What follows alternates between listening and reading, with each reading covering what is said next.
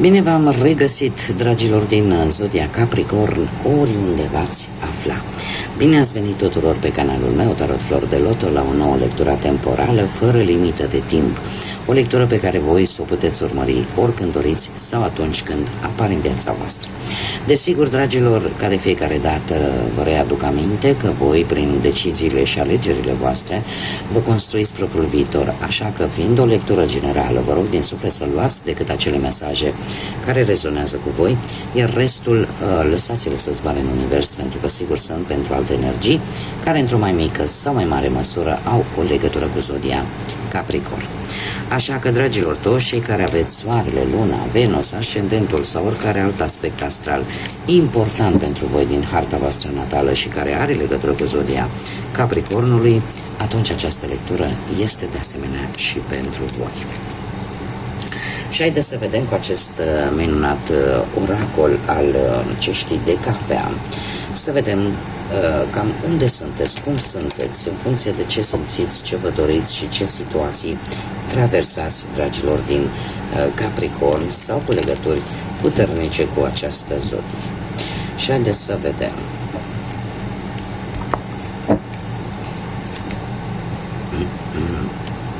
Se pare că ați avut parte de un succes, poate chiar în justiție. Dar există cineva aici ca un șarpe, așa. Haideți să le pun pe toate și după aia le comentăm, le dezbatem. Foarte interesant. Bun, dragii mei, ați avut un câștig, orică ați avut un prieten cu o anumită influență care v-a ajutat, poate să aveți o reușită, poate chiar la locul de muncă sau în oricare alt aspect al vieții voastre, fie el profesional, material sau sentimental. Cert este că a fost ceva legat poate de semnarea unor documente, de ceva legat de justiție, de contracte, poate de un act, în general un act de justiție. Putem vorbi de asemenea de un succes prin care voi ați reușit să vă echilibrați. Poate să fie vorba și de acest lucru. Ceva semnificativ care a echilibrat o anumită situație. Totuși avem șarpele care îmi vorbește despre cineva care ori este atras de voi din punct de vedere sexual sau fizic, sau e o persoană fix ca un șarpe, da? Care niciodată parcă nu știe încotro se îndreaptă, ce în mintea sa. Este cineva totuși care ține o anumită furie în interiorul său, dar pe care nu o arată. Și cu atât mai puțin, nici măcar nu reușiți voi să vă dați seama, domnule, dar de ce această persoană are acest comportament? Pentru că, într-un fel sau altul, cumva simțiți o anumită discrepanță între felul în care se comportă și, de fapt, cam ce energie emană. La ce să vă așteptați în perioada imediat următoare? La creșteri, dragilor, la creșteri, la stabilitate și la faptul că pentru unii dintre voi veți simți această stabilitate, dar, cum să spun eu, cu un sentiment foarte puternic de înrădăcinare, de faptul că vă găsiți cumva locul. Eu aș zice că e vorba poate de arborele familiar, arborele genealogic, ceva legat de familie sau de prieteni, da? Este ceva benefic pentru voi, indiferent de aspectul vieții care vă interesează pe voi, și așa ca o mică specificație, e posibil să rezolvați sau să aveți o stabilitate, mai ales undeva într-o zonă rurală. Nu știu, ceva legat poate de un teren, de o casă sau ceva legat de familie, nu știu, de o moștenire posibil. Avem de asemenea și Perla care vorbește de o veste îmbucurătoare, poate legată de această stabilitate, de această moștenire, de ceva legat de familie, da? O veste îmbucurătoare care, într-un fel sau altul, va ieși ceva la iveală care va întregi această veste, adică care vă va bucura. Eu aș mai zice că pentru cei, mai ales pentru cei care sunteți singuri de foarte multă vreme, pe plan sentimental, în sfârșit reușiți, poate prin intermediul unui membru din familie sau unui amic foarte atașat de voi, veți reuși să aveți o stabilitate, în sfârșit, în viața voastră sentimentală. Cum de asemenea chiar și cei care sunteți într-o relație, relația voastră este stabilă, poate chiar vă gândiți, nu știu, să vă mutați, poate împreună sau să vă mutați undeva într-o zonă rurală sau pur și simplu relația voastră se redescoperă. Se redescoperă prin aflarea unui lucru care până acum poate că nu l-ați știut, dar care vă va bucura. Iar viitorul apropiat, pentru cei care sunteți interesați, poate veni cu aflarea unei vești relaționate cu venirea pe lumea unui nou membru în familie, nu pentru toată lumea desigur, dar pentru cei care se regăsesc cu această informație, iar de asemenea unul vine cu un personaj, că puteți fi voi, că poate să fie altcineva care îi place să atragă atenția, care se va împăuna așa foarte mult pentru a atrage pur și simplu atenția celor din jur, va ieși în evidență. În general, pe unul, cel puțin în acest oracol, este de foarte bun augur pentru voi și eu aș zice că e vorba și de abundență. O abundență care vine în viața voastră sub forma asta, poate cu un nou membru, poate cu ceva bănuți, poate cu realizare la nivel profesional. Da? Haideți să vedem ce ne spune tarotul, ce vine pentru voi, dragilor din Capricorn, sau cu legături puternice cu această zodie în următoarea perioadă de când voi urmăriți această lectură.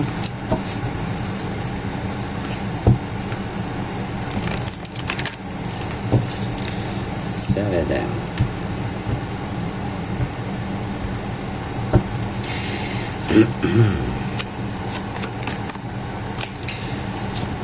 Da, aici sunteți chiar voi, începe lectura chiar cu voi.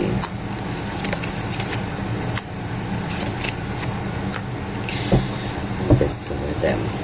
Bun. Dragilor, voi, eu aș zice că ori ați avut ceva, ori discuții, ori conflicte, ori o situație unde ați crezut voi că problema cumva vine din exterior, din afară. Și eu aș zice că de multe ori ați avut această tendință de a încerca să vă eliberați de o anumită obișnuință posibil, sau poate de o anumită relație, de o anumită situație în care voi cumva vă simțeați blocați, vă simțeați legați. Doar că lucrul ăsta v-a cam costat. V-a cam costat pentru că avem un 8 de spade care mie îmi spune că ați căutat tot felul de ieșiri, dar sau poate ați luat decizii fără să vedeți lucrurile foarte clar. Fără să vedeți lucrurile foarte clar și în momentul în care faci acest lucru, asta înseamnă că realitatea e posibil să fie total diferită față de ceea ce voi ați gândit. Asta se poate aplica pe orice aspect al vieții, fie el profesional, material sau poate chiar sentimental. Aici s-a întâmplat ceva, aș zice ca o adicție, vis-a-vis poate de o relație toxică sau poate de o legătură cu legătura voastră, conexiunea voastră poate cu locul de muncă sau cu vreun nu știu, cu vreun șef, cu vreun coleg. Ceva aici nu a fost tocmai cum ar fi trebuit să fie. Și lucrul ăsta, cum am mai spus, pe voi v-a făcut să vă învârtiți așa într-un cerc vicios, total negativ, pentru că v-ați tot făcut gânduri care nu aveau, nu era tocmai ceea ce realitatea v-ar fi arătat. Dar a fost așa un pic de... Ați fost în antiteză. Ceea ce gândeați voi cu ceea ce era real. Poate că la muncă voi a trebuit să suportați o anumită situație, de exemplu. Da? Și totuși ați avut impresia, domne, că nu pot să fac nicio mișcare, trebuie să suport situația, de exemplu. Poate că pe plan sentimental, nu știu, cei care sunteți într-o relație, ați tot reevaluat relația, dar o anumită teamă, o anumită frică v-a blocat într-o relație posibil toxică, da? Și nu v-ați dat seama că poate și singurei puteți să mergeți mai departe, da? Decât să stați într-o relație total nesănătoasă, nu? Puteți să o luați de la capăt. Acum, poate nu v-ați dat seama că timpul e prețios, da? Și că nu avem o viață pentru fiecare lucru în parte, da? O viață să facem carieră, o viață să facem bani și alta să ne bucurăm de iubire. De asemenea, poate că cei singuri ați încercat voi să mai găsiți pe cineva pe aici, pe acolo, doar că în sufletul vostru există încă o legătură cu altcineva. În sufletul vostru voi nu ați renunțat poate la iubirea față de altcineva. Acolo există încă o rană deschisă care încă nu e închisă. Da? Și lucrul ăsta v-a făcut să vă faceți iluzii sau poate să aveți așteptări. Da? Fără să vă dați seama că sunt lucruri care trebuie vindecate în primul rând de către voi și abia pe urmă să vă angrenați într-o nouă relație. Acum, ce este foarte interesant, că în momentul actual avem un as de cupe, care pe plan sentimental, primordial pe plan sentimental, îmi vorbește de noi începuturi pe acest aspect al vieții, da? Posibil începutul unei noi relații pentru unii dintre voi. Pentru alții poate să ne vorbească de o revigorare a relației, da, cei care aveți o relație deja existentă. Cumva asul de cupe vine cu un mesaj tare pozitiv, mai ales pe planul ăsta al dragostei, pentru că vine cu sentimente puternice, vine cu o reînnoire și cu acel gând de a o lua de la capăt, ceea ce nu este rău deloc. Dacă am vorbit, nu știu, pe planul ăsta al muncii, aș spune că vin noi șanse pentru voi, posibilitatea apariției unui nou job, de ce nu, cum de asemenea, parcă și bănuții cumva îi veți câștiga pur și simplu din întâmplare și printr-o modalitate foarte ciudată.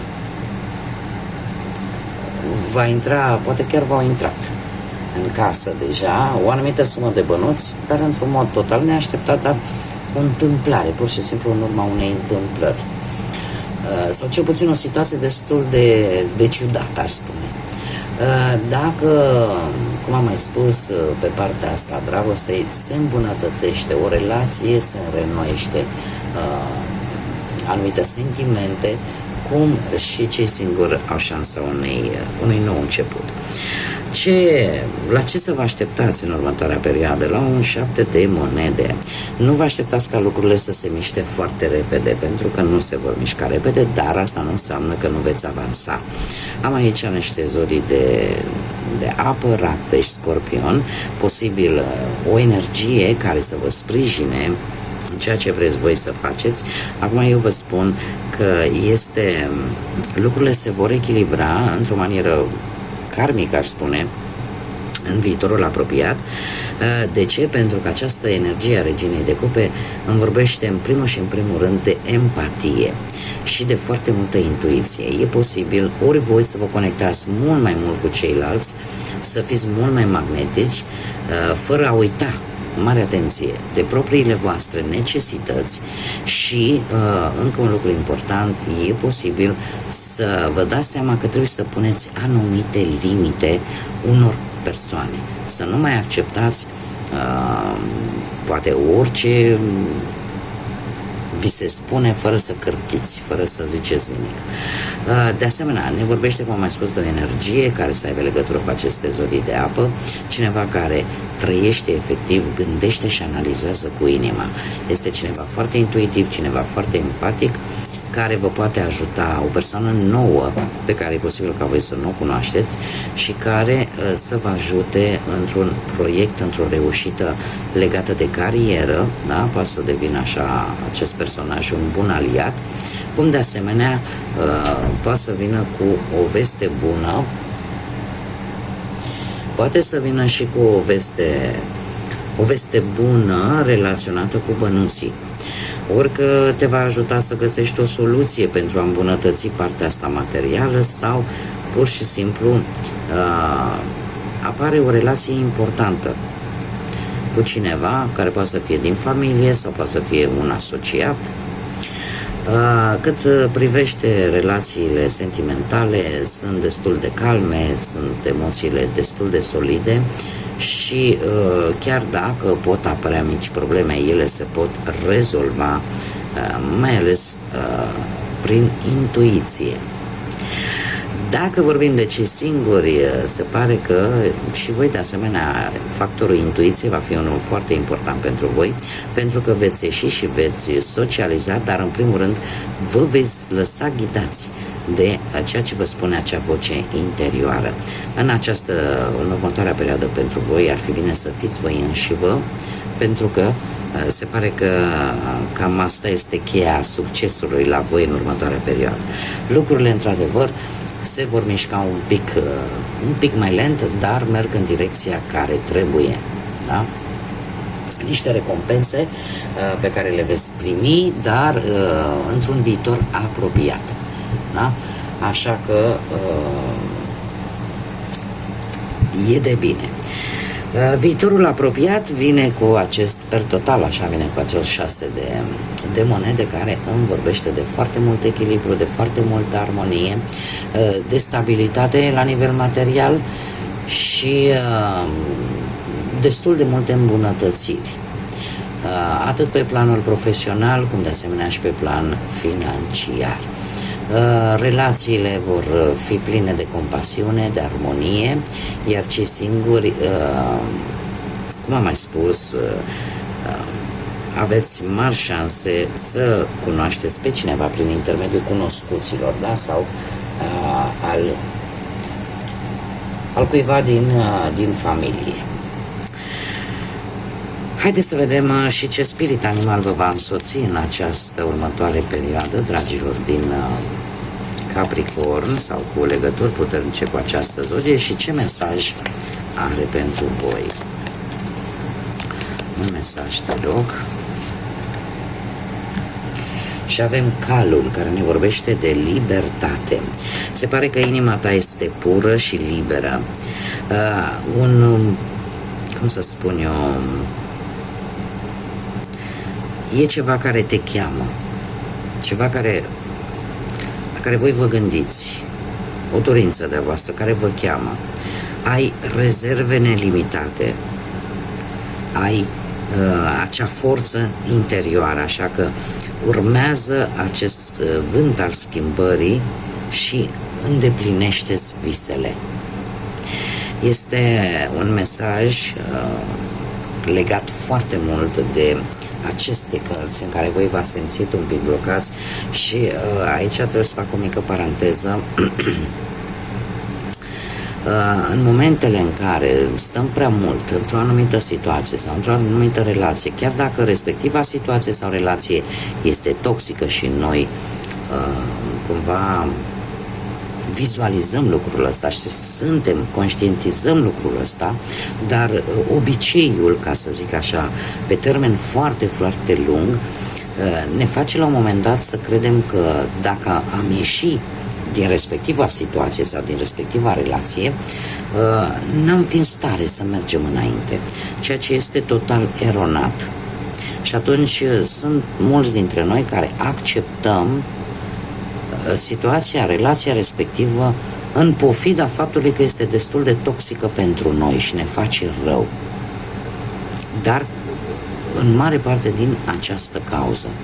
pentru simplu fapt că apare acea teamă de necunoscut, apare acea teamă că și eu ce o să fac, da? Fără să existe legăturile alea sănătoase, da? Care te fac să stai într-o relație, care te fac să stai într-o anumită situație. Iar acest mesaj vine de fapt foarte bine pus la punct și spune, știi, ești un spirit liber, ai rezerve nelimitate, te poți descurca, ai acea forță interioară, așa că lasă-te purtat, pentru că probabil vor apărea anumite situații, oportunități în care voi cumva să scăpați de acele situații negative, de acele relații toxice pentru voi și să profitați de ele, pentru că acesta este vântul schimbării și sunteți în stare să vă îndepliniți visele. Și eu trebuie să recunosc că voi ca și zodie aveți această caracteristică, aveți acea răbdare de a vă asigura reușita atunci când vă propuneți.